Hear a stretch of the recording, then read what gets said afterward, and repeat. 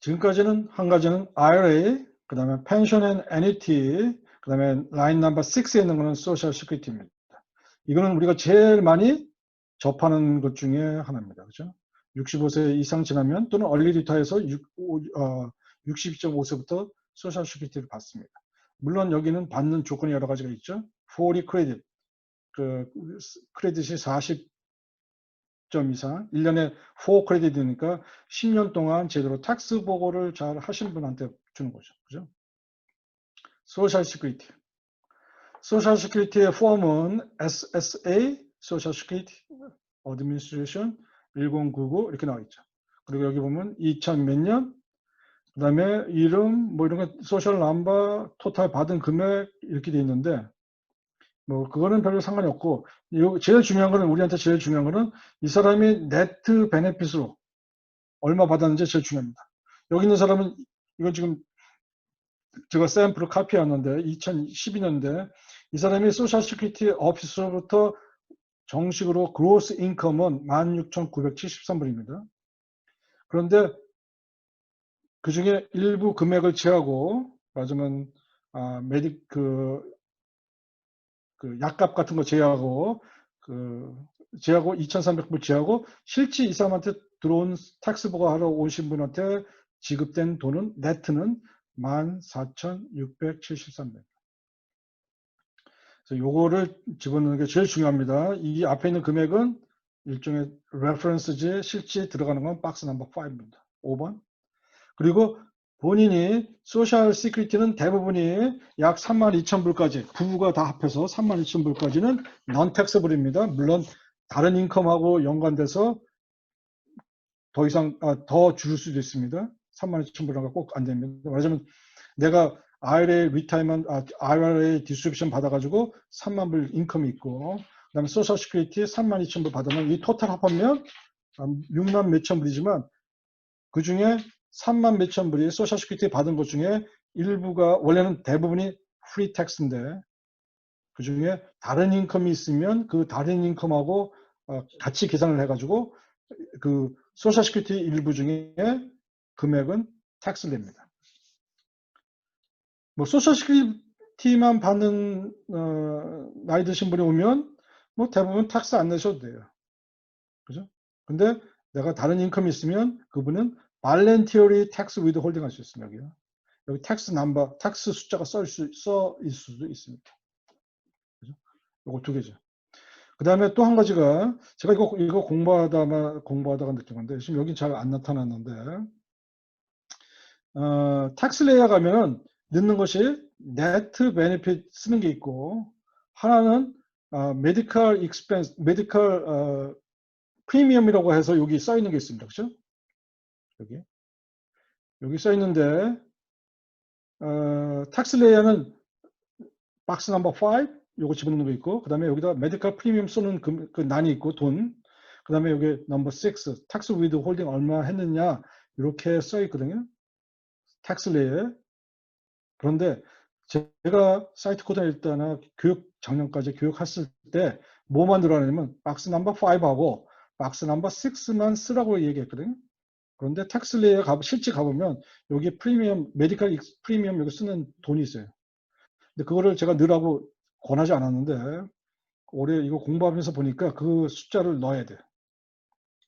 나중에 그 넣어야 할 이유는 제가 나중에 설명하겠지만 그 숫자도 넣어야지만 혹시 이 사람이 나중에 스케줄 A의 메디컬 익스펜스를 쓰는 경우, 메디컬 익스펜스가 있어가지고 그 돈을 클레임하는 경우 이 돈까지 포함된다는 걸 봤어요.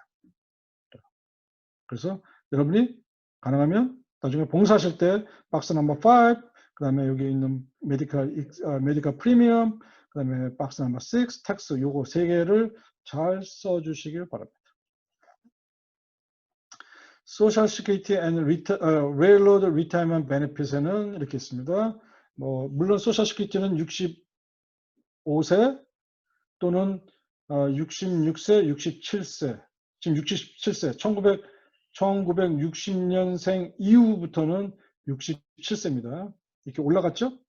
저 같은 경우는 66.5세가 제 리타이먼 에이지입니다. 풀 리타이먼 에이지. 근데 언제 리타이할 수 있느냐? 저도 62.5, 62.5세에 얼리 리타이어 할 수 있습니다. 그러니까 얼리 리타이어 하면 물론 소셜 시큐리티는 자기가 받던 거에 약 70% 정도밖에 못 받습니다. 풀 리타이어먼에.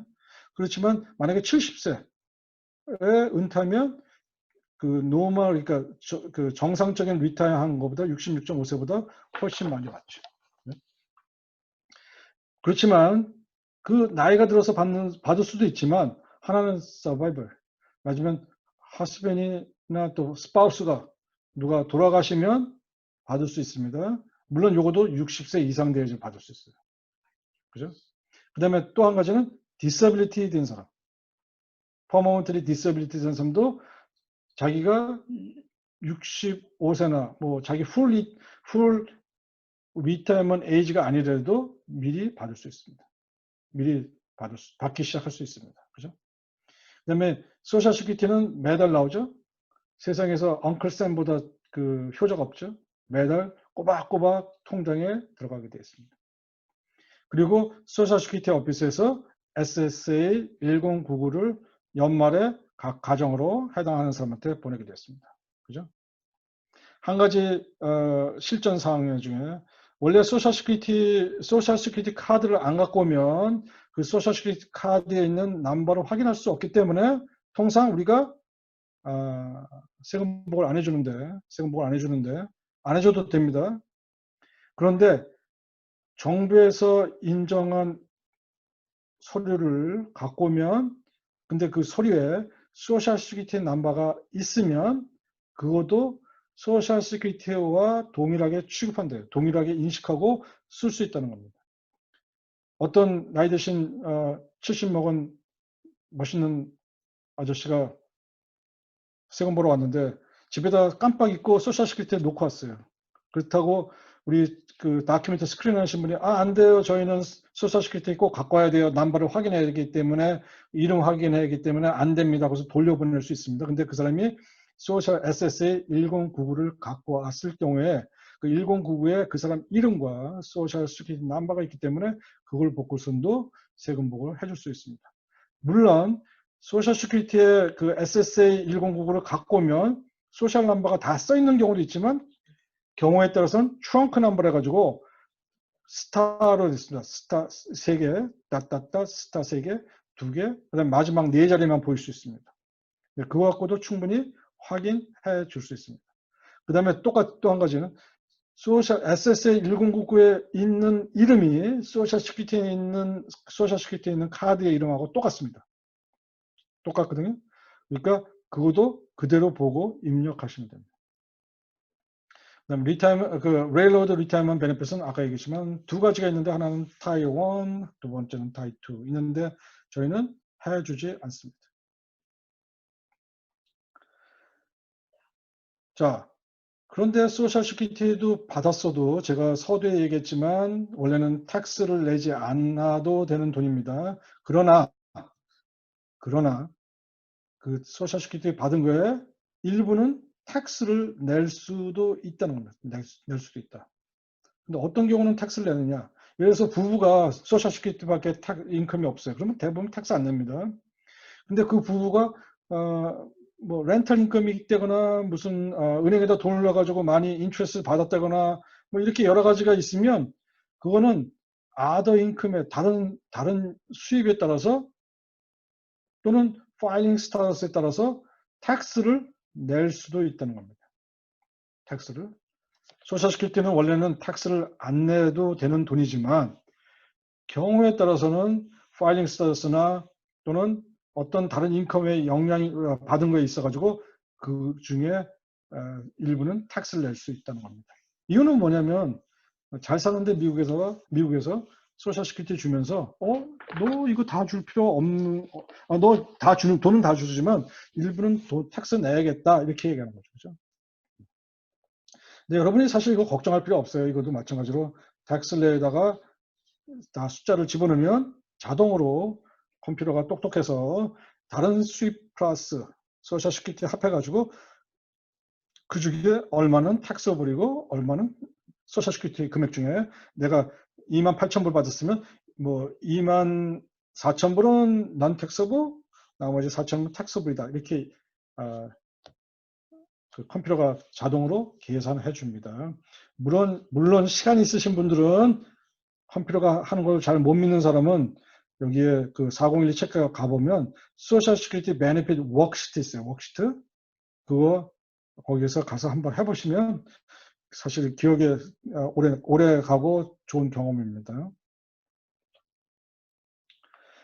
자, 여태까지는 라인 넘버 1 웨지, 라인 넘버 2 인트레스트, 라인 넘버 3 디비던, 라인 넘버 4가 뭐였죠? RA, 라인 넘버 5 애니티 펜션, 라인 넘버 6, 그 다음에 소셜 시큐리티. 요거까지입니다. 자, 제가 왜 이 얘기를 자꾸 하느냐? 여러분이 사실 이거 외우고 그냥 무의식적으로 다 알고 있어야 되겠죠? 여기 지금 다 나와 있지만 1번, 2번, 3번, 4번. 이거 순서대로 잘 알고 계셔야 돼요. 그냥 이게 마치 구슬이 여러 개 있는데 한국 그 옛날 속담에 구슬을 잘 꿰라는 거 있잖아요. 잘 꿰라. 잘 꿰야 좋다 이 얘기하듯이 이것도 각자 여러 가지 마줄이 있는데 여러 가지가 있는데 그걸 잘 꿰서 딱 자기 것으로 갖고 있어야지 됩니다. 라인 넘버 7, capital gain and loss. 어떤 거 자산을 갖고 있다가 그거로 인해서 돈이 생길 수도 있고 또 돈이 잃을 수도 있죠. 그렇죠? capital gain.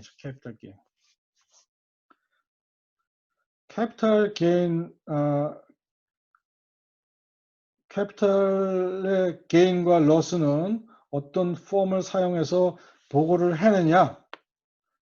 여러 가지 폼이 있습니다. capital gain and loss. 뭐 그냥 여러분 쉽게 생각하면 두 가지인데 하나는 집을 갖고 있다가 내가 살고 있었는데 뭐 몇 년 동안 살고 있다가 집을 팔았어요.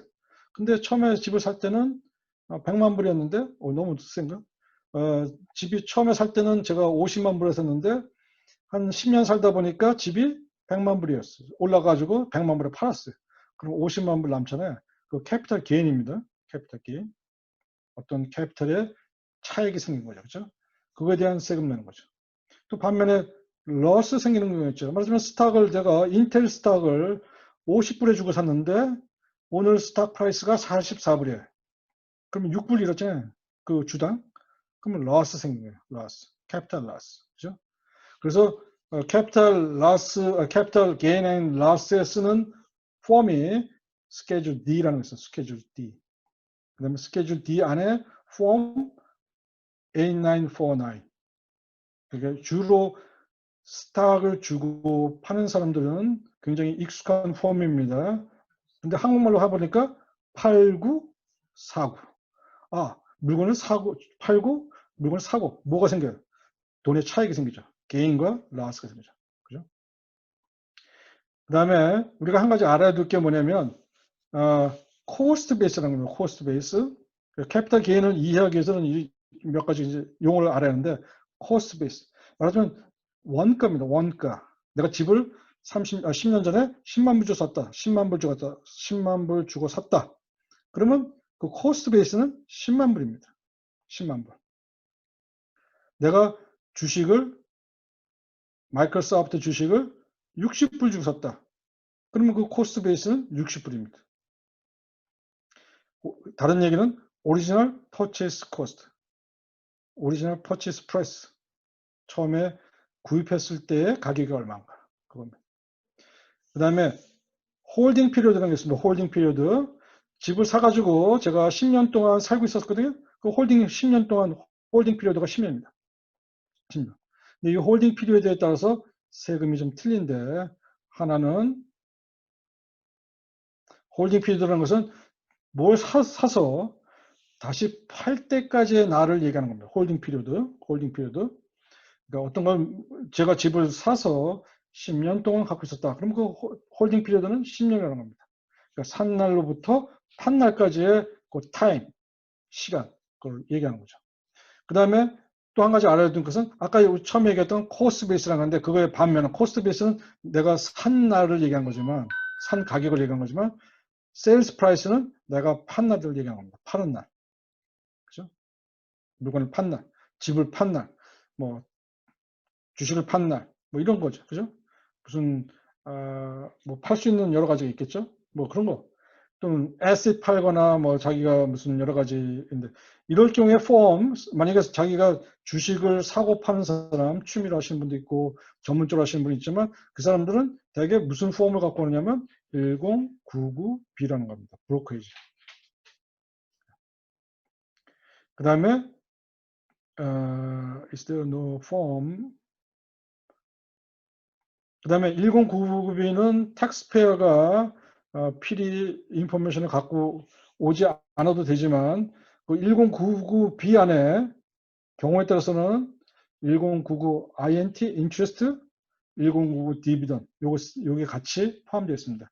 이거 실제 예예요. 제가 주식을 사고 팔거든요.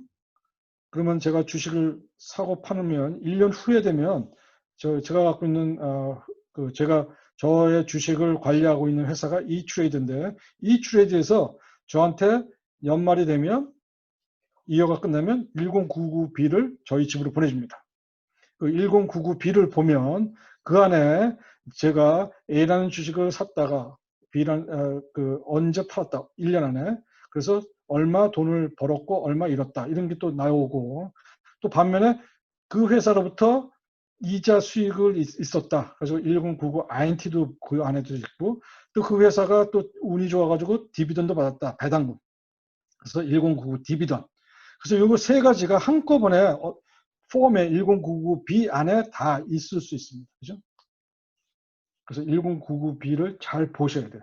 1099B는 아까 얘기한 것처럼 폼 8949 주식을 사고 판 거 이것만 나와 있는 게 아니라 그 회사 그 돈을 잠시 머물러서 그 돈이 인트레스 난 거, 인트레스를 가진 거, 또 그 회사로부터 배당금 받은 거, 요거까지 다 포함되어 있기 때문에 여러분이 그 폼을 보고 다 기록하면 됩니다.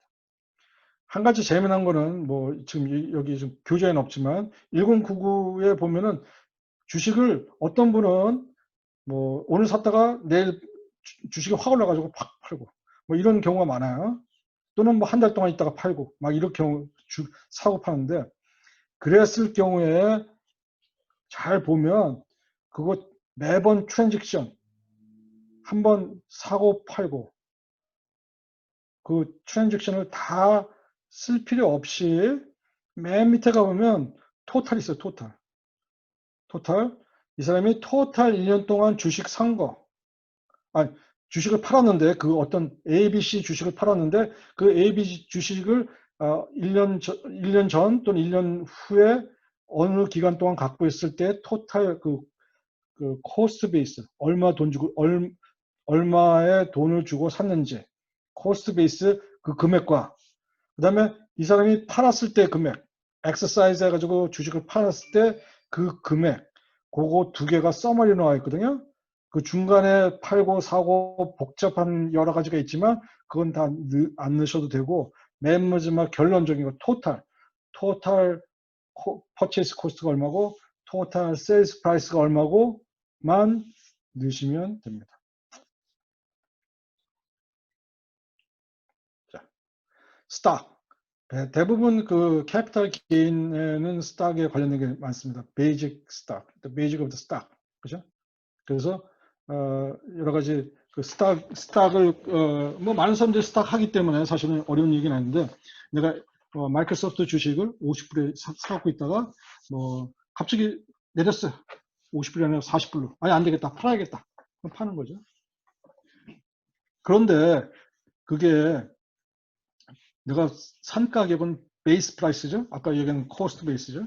그 베이스 라인, 퍼체스 프라이스인데 거기에 플러스 여러분 혹시 커미션 그 스탁을 사고 팔 때 그 회사로 이트레이드나 뭐 찰스샵 뭐 이런 데에서 그 커미션 뜯어갑니다. 조금씩. 그 커미션도 그거도 그 커미션 쓴 것도 코스트에 플러스 할 수 있다는 겁니다. 코스트. 하지만 내가 주식을 3,000불에 샀는데 3,000불어치 샀지만 3,000불 사면서 커미션을 30불 했다. 그러면 그거의 코스트는 3,000불 플러스 30불. 그래서 3,030불이 되는 겁니다. 그죠? 그렇게 되는 겁니다. 그렇게 됐고 아까 얘기한 홀딩 피리어드가 있어요. 홀딩 피리어드. 홀딩 피리어드. 아까 내가 집을 샀습니다. 그러니까 지금 2020년이니까 10년 전에 샀으면 2010년에 제가 10만 불짜리 집을 샀습니다. 근데 10년 후에 팔았어요. 그러면 그게 그 갖고 있는 기간 10년을 홀딩 피리어드로 합니다. 근데 홀딩 피리어드는 두 개로 나눕니다. 두 개로. 홀딩 피리어드는 하나는 short-term, 하나는 long-term. 그 short-term과 long-term 있어요. 주식을 내가 오늘 샀다가 한 달 있다 팔았다. 그럼 한 달밖에 안 됐죠. 갖고 있는 기간이, 제가 갖고 있는 기간이, 보존 기간이 한 달밖에 안 됐으면 그러면 그건 short-term입니다. 그죠? short-term. within a year, 365일 이하인 경우.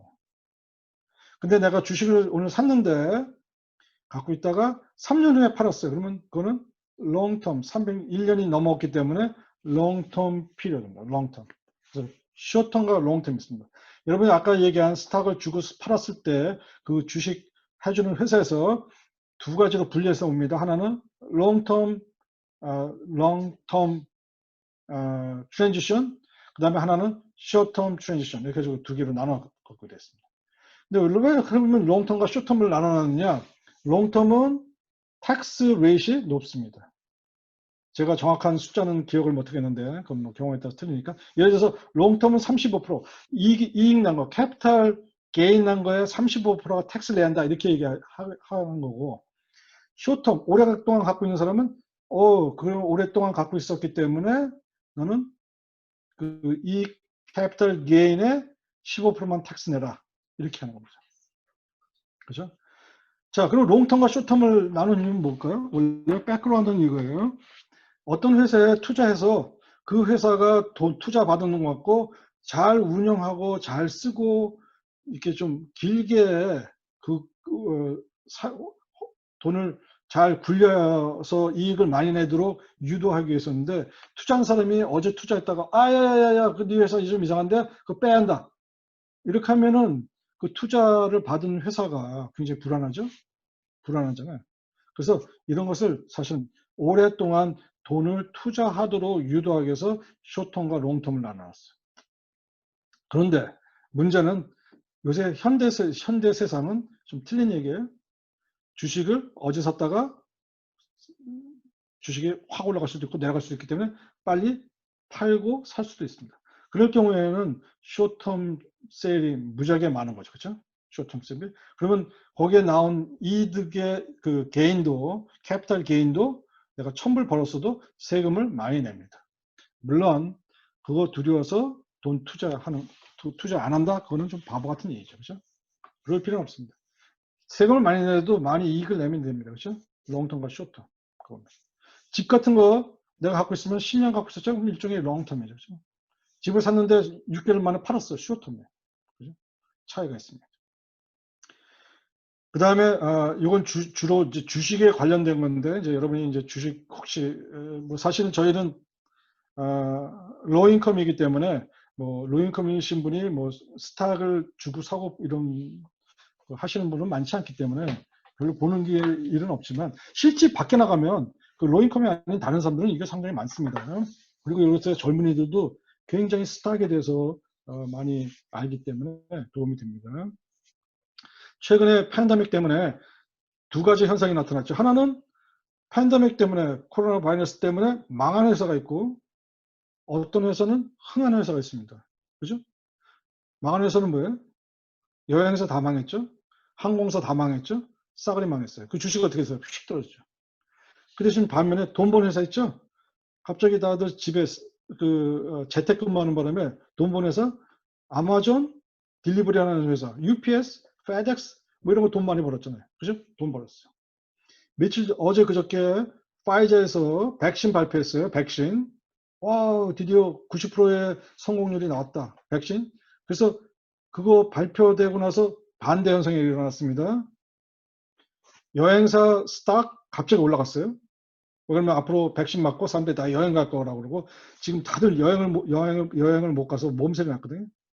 반면에 아마존, 이제 사람들이 배달할 필요 없어. 직접 가서 살 수 있기 때문에 아마존 스탁 떨어졌습니다. 그리고 사람들이 집에서 여태까지는 재택근무하기 때문에 집에서 머무는 시간이 오래 했기 때문에 넷플릭스 같은 거, 그런 걸 많이 봤는데 이제 앞으로 사람들이 그거 안 보고 다 영화관에 가서 영화를 보기 때문에 떨어졌습니다. 이런 식으로 돼 있는데 다 지금 어떻게 보면 다 이게 2020년 안에 쇼텀 안에 다 생긴 일이에요.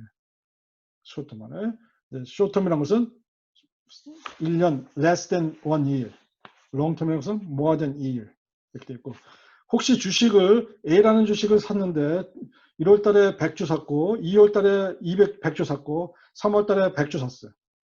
그런데 스탁 값이 올랐어. 그래서 내가 팔려고 그러잖아요. 근데 이게 스탁 프라이스가 다 틀려요. 그럴 때 스탁을 계산하는 방법은 first in, first out.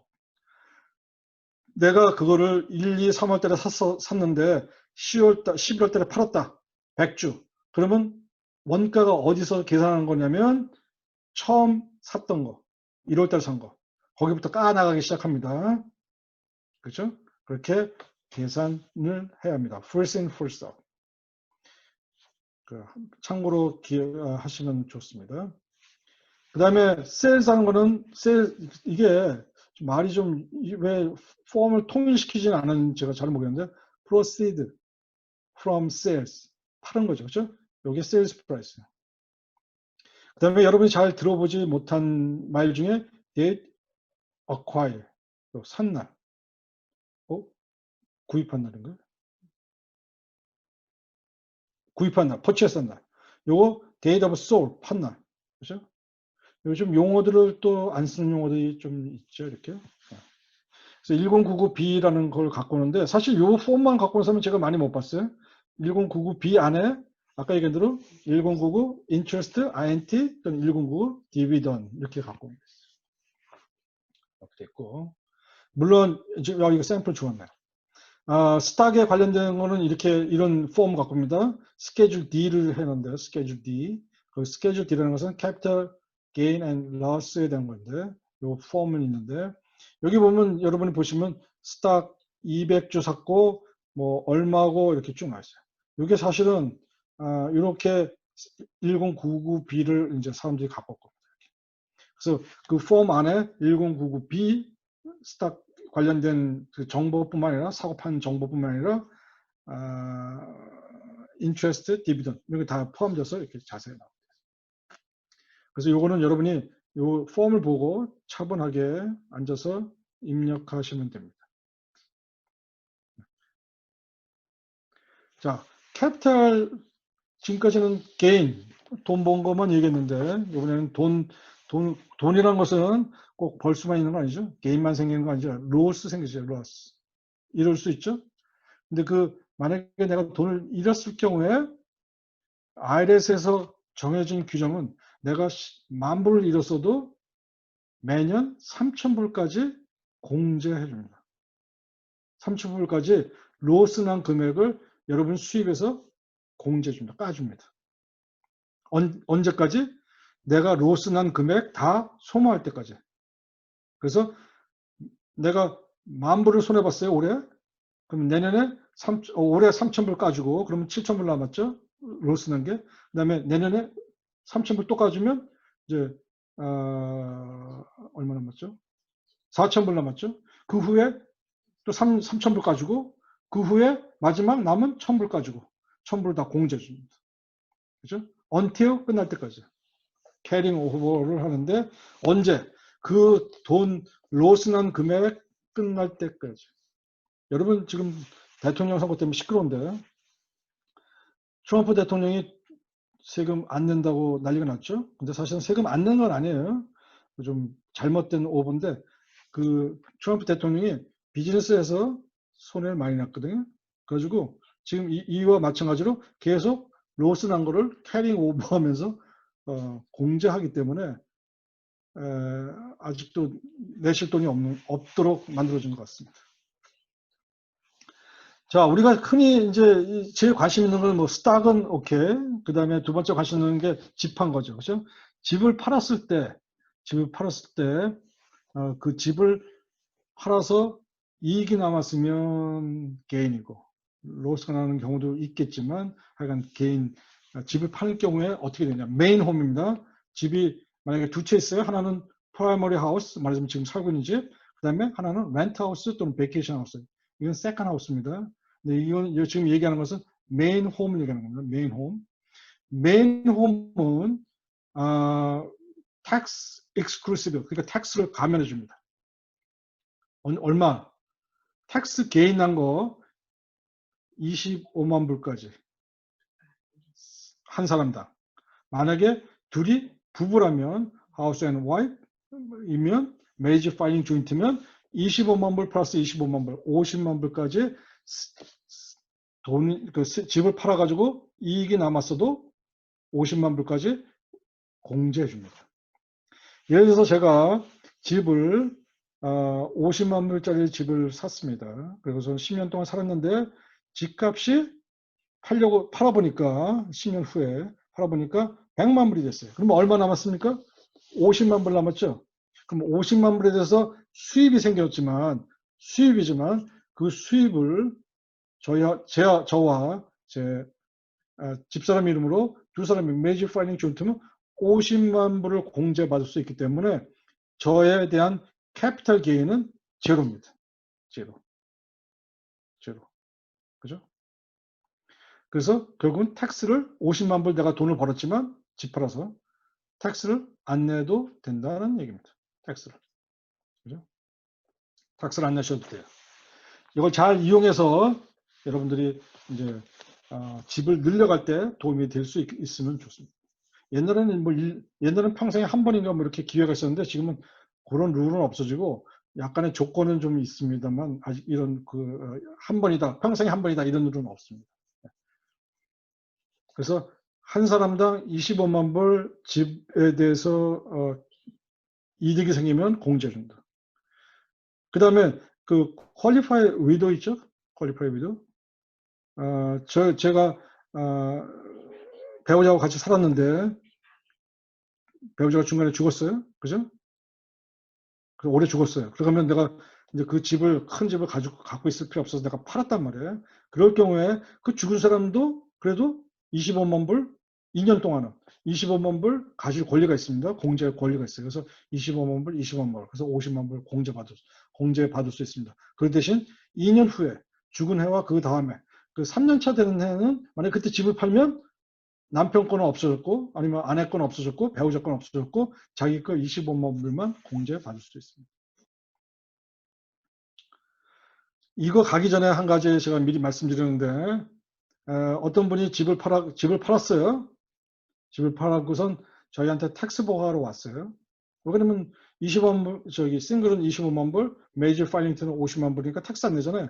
그럼 인컴이 아니기 때문에 다른 인컴이 없으면 저한테 세금 보고 할 수 있죠. 그렇죠? 6만 5천 불 이하면 이거 빼고 왔어요. 근데 여러분한테 세금 보고 해달라고 하면 여러분은 할 수 없습니다. 할 수 없어요. 왜 그러냐면 그냥 집 판 게 그냥 단순하게 뭐 몇만 불에서 몇만 불 샀다 말았다 이거 가지고 그 간단한 숫자 계산이 아니라 거기에 연관된 여러 가지 서류가 있기 때문에 여러분이 해줄 수 없습니다. 그래서 집 판 사람은 그냥 그 텍스 프로페셔널한테 가서 그 세금 보고를 하는 것이 좋습니다. 물론 지금 이건 왜 하는 거냐? 여러분이 상식적으로 알아야 하고 남을 도와줄 수 있을 때 굉장히 도움이 됩니다. 근데 집에 지금 스탁 같은 경우는 아까 얘기했지만 short term, long term 있어요. short term, long term. 1년 안에 less than a year, 1년 이하 short term, over a year, long term. 그런데 집은 좀 틀린 얘기입니다. 집은 오너십 테스트라는 게 있고 used 테스트라는 게 있어요. 그러니까 1년 동안 내가 집을 사서 1년 동안 갖고 있다가 팔아서 이거 롱텀, 쇼텀이다. 뭐 363일 만에 팔았다. 쇼텀, 롱텀이 아닙니다. 집은 틀립니다. 스탁하고. 집은 오너십 테스트하고 유스트 테스트가 있는데 이게 작년에도 좀 얘기가 있지만 이게 법이 지금 바뀌고 작년에 법이 바뀐다 그랬는데 아직 지금 책을 제가 봤더니만 아직 안 바뀌었어요. anyway, 집 오너십 테스트라는 게 있는데 그 집을 내가 집을 한 채 갖고 있어서 팔면 굉장히 쉬워요. 그죠? 그냥 제가 살다가 5년 후에 팔았어요. No problem. 문제가 없어요. 그런데 집이 내가 두 채가 있어요. 두 채. 그래서 한 채에 살고 있지만 그 집이 이제 너무 커서 살고 싶지 않고 그래서 이걸 팔고 자기가 다른 그 세컨 하우스가 있었는데 그 베케이션 하우스나 렌트 하우스 주는 거 있는데 첫 번째 집을 팔고 글로 갔으면 좋겠다는 거죠. 그랬을 경우에 그 첫 번째 메인 홈을 팔았을 때의 그 텍스 25만 불 또는 50만 불 메이저 파이닝 조인트 때 받을 수 있는 exemption, 그러니까 그 공제받을 수 있는 조건이 있는데 그 조건이 뭐냐면 5년 중간에 집을 판 날로부터 5년 전에 미니멈 자기가 2년 동안 살고 있어야 돼요. 근데 제가 거기다가 그래프를 이렇게 쭉 그려놨죠. 5년, 첫 해, 두 번째, 세 번째, 네 번째, 다섯 번째. 이 5년 중간에 자기가 최소한 1년, 2년 이렇게 살든지 1년 살든지 이렇게 살아야 돼요. 그죠? 만약에 제가 5년 동안에 2년, 4년 살았다. 관계없습니다. Within 5 years 집을 판 날부터 그거 하면 돼.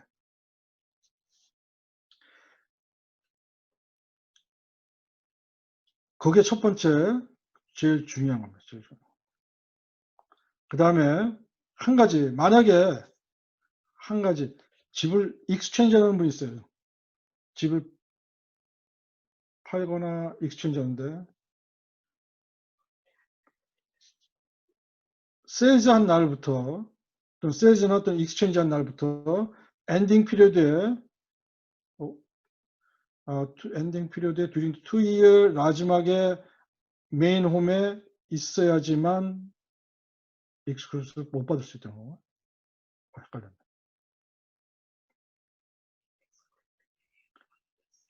그래서 익스클루시브 게인 받을 수가 없는 거예요. 마지막 2년 동안 사셔야지만 익스클루시브를 받을 수 있다는 거예요.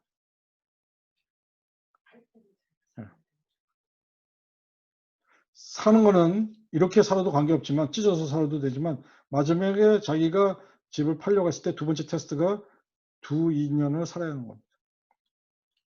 좀 뭐 여러 가지 복잡한 얘기니까 제가 다른 얘기를 해보면 제가 지금 집이 두 채 있어요. 하나는 그 캘리포니아에 있고 하나는 네바다에 있어요.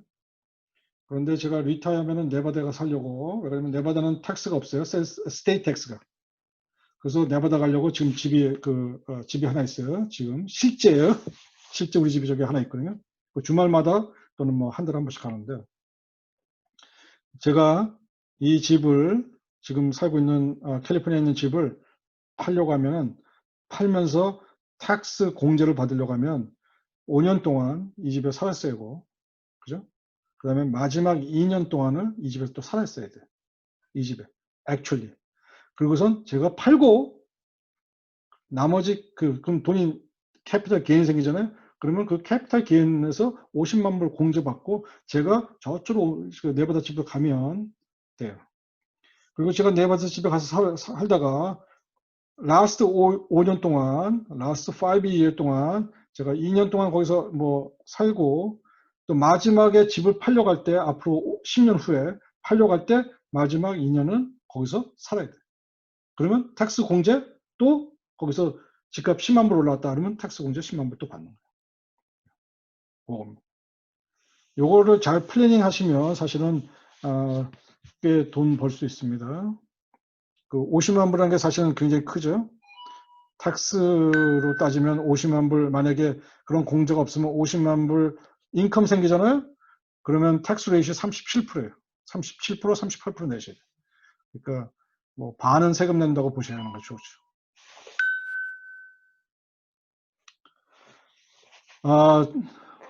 그런데 왜 여러분들이 이 집 판 거에 대해서 세금 보고를 못 해주냐면 사실은 그냥 집을 10년 전에 산 가격, 뭐 지금 판 가격, 그거만 넣으면 사실 굉장히 간단한 얘기인데 그게 아니라 그 집을 갖고 있는 동안 여러 가지 생겨요. 일이. 그게 뭐냐면 첫 번째 셀링 프라이스, 그 집을 판 가격. 그렇지만 거기에 들어가서 집을 고쳤다거나 뭐 에어컨을 놨다거나 또는 베이스먼을 고쳤다거나 그렇게 하면 그게 다 돈이 들어가죠. 그렇죠? 그 돈이 집에 다 포함되게 됐어요. 집값에 코스트, 그러니까 집값 코스트가 올라가게 됐어요. 그렇죠? 근데 그거를 여러분이 그냥 계산할 수 있느냐? 그건 여러분이 할 수가 없어요. 그래서 여러분 보고 하지 말라는 거예요.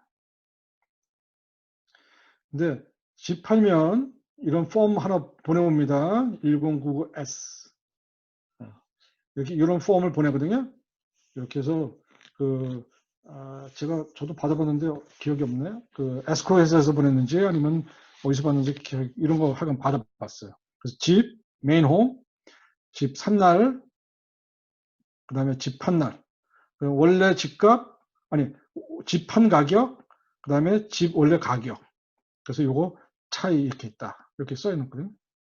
요런 폼을 봤는데, 요거를 50만 불까지는 사실은 잘 아시겠지만 보고할 필요가 없기 때문에 뭐 그렇게 신경 쓸 필요는 없지만, 만약에 50만 불 이상 부부인 경우, 메리지 파일링 조인트인 경우 50만 불 이상이면 요거 폼 잘 갖고 계셨다가 세금 보고할 때 갖다 주셔야죠. 물론 저희는 안 해줍니다. 네. 왜냐면 또 여기 이제 복잡한 것 중에 하나가 디프리시에이션, 감가상각. 그래서 감가상각에 대한 얘기가 있기 때문에 여러분이 사실 할 수가 없어요. 그 다음에 캐피탈 게인 중에 요새 문제가 되는 것 중에 뭐냐 하면 비트코인이라는 거 들어보셨죠? 비트코인, 버추얼 커런시, 비트코인. 그거 있는데 여러분이 비트코인이 지금 뭐 1900, 지금 가격을 내가 잊어먹었는데 1900달러인가 뭐 약간 지금 올랐는데 그 비트코인이 있는데 그 비트코인은 사실은 어떤 에비던스가 근거가 없어요. 왜냐면 펄슨 투 펄슨으로 팔기 때문에 어느 기관을 통해서 파는 게 아니기 때문에 기록이 없는데 미국에서 서서히 이 비트코인에 대해서 이제 거기에 대한 수익이 생기면 관리를 하겠다고 이제 시작을 했어요. 그래서 하나씩 그렇지만 저희는 잘 모르기 때문에 세금 보고 안 해줍니다. 또 하나는 like kind exchange라는 게 있어요. 저기 부동산 하신 분은 잘 아는데 like kind exchange. 말하자면 A라는 집이 있는데 제가 어느 집이 가보니까 B라는 집이 되게 마음에 들어요. 그래서 그 주인하고 얘기해봤더니만 뭐 사고 팔 게 뭐 있어요? 그냥 서로 바꿉시다. 이렇게 바꾸는 경우 있어요. 근데 그리고 익스체인지 할 때 그 프로퍼리 계산하는 방법, 집을 사실 사고 판 건 아니잖아요. 그럴 때 그 계산하는 방법인데 그런 거는 사실은 저도 전문이 아니기 때문에 잘 모릅니다. 그리고 저희는 해줄 수 없습니다. 그 다음에 캐피탈 게인 중에 farm income, 그 농부가 돈 번 거 있잖아요. 그 농사 져가지고 또는 투나 같은 거 키우는 사람 있어요. 농장에. 그 farm이라는 게 꼭 저기 농사꾼만 있는 게 어업도 farm 있어요. 근데 그런 거 할 경우에 그 farm income은 저희가 잘 못하기 때문에 무조건 안 해줍니다. 그 다음에 어카운팅에 쓰는 용어인데 좀 이따가 이제 나중에 얘기하겠지만 어크로 베이스라는 게 있어요. 어크로 베이스. 보통 우리가 뭘 살면 돈 주고 산 거죠. 캐시예요. 그죠? 돈이 나간 거잖아요. 근데 어크로 메소드라는 것은 마치 돈을 외상 준 거예요. 외상. 어크로 베이스. 내가 물건을 선적했으면 사실은 그 돈을 받아야 하는데 30일 텀을 줬어요. 30일. 그러면 우리 장부에는 세일즈로 잡혔지만 캐시는 아직 안 들어왔죠. 그러니까 그거를 30일 동안 어카운트 리시버블에 가 있거든요. 그럴 경우에 그런 어카운팅 방법이 뭐라고 부르냐면 어크롤 메소드. 근데 우리는 그런 거 안 합니다. 물론 셀프 엠플로이 자영업 하신 분들은 뭐 물론 캐시예요. 내가 가서 일을 해서 서비스를 주면 거기서 돈을 주기 때문에 바로 캐시 베이스예요. 근데 어크롤 메소드는 우리가 안 하죠. 물론 대기업이나 큰 일반 기업체들은 다 일반 코퍼레이션이나 이런 데는 어크롤 메소드 많이 씁니다.